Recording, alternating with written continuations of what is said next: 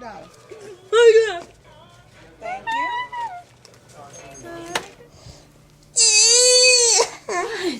Come on. Tag, George. Once I found out he had autism, not knowing much about it was kind of frightening, and I started researching a lot.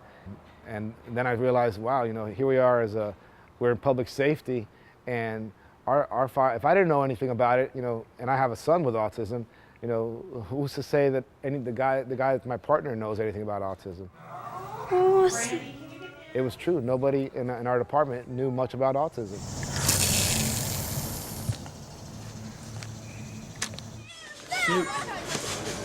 I can slam dunk. We were not ready if we had a patient with autism. We didn't know what to do. Come on, baby. We're not gonna hurt you. The training helped us, and it kind of opened up our eyes to not only us, but the police department, different organizations in our city that people just don't know how to handle a patient or a call with somebody with autism.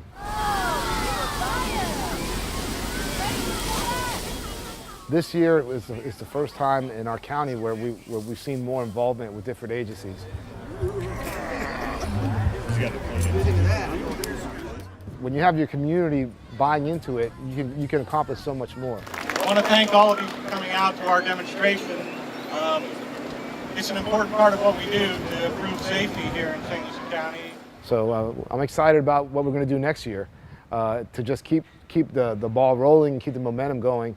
And it's awareness, but ultimately it's for acceptance, because we want our loved ones to be treated just like anybody else. We do get a lot of calls. The time will come when someone with autism will have a complete breakdown. There's a miscommunication, misunderstanding, and their words just aren't coming out, and no one's understanding.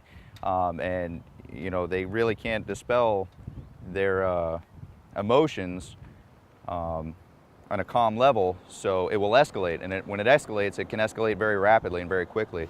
It's okay. It's very important that we teach our law enforcement officers, as well as our firefighters and paramedics, the signs of autism and how to properly and adequately de-escalate that situation. Yes. What's your name? So it's important that this training not only starts in the beginning periods of somebody's career, but lasts them and continues with them throughout their entire career. This whole month of April, as we've been visiting the ESC programs in our county, we get there and we have these teachers that they bring us students, and they go, okay, I'm letting you know right now that this student is not going to want to make any contact with you. They're low functioning, they're not going to speak. And I'm like, no problem, we're just here to show our fire truck, to show our rescue truck, and whatever they want to do, we'll do.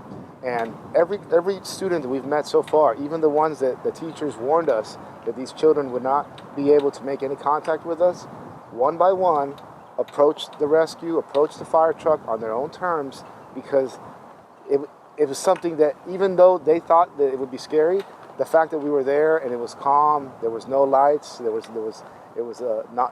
sensory level was very low. It gave those children the opportunity to touch the vehicle, to open the doors, to sit in the fire engine.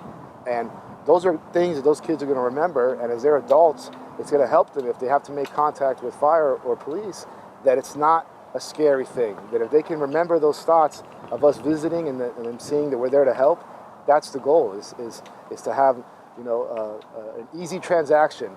So we get there and then they need help, we're going to help you, and it's going to be a smooth call for everybody.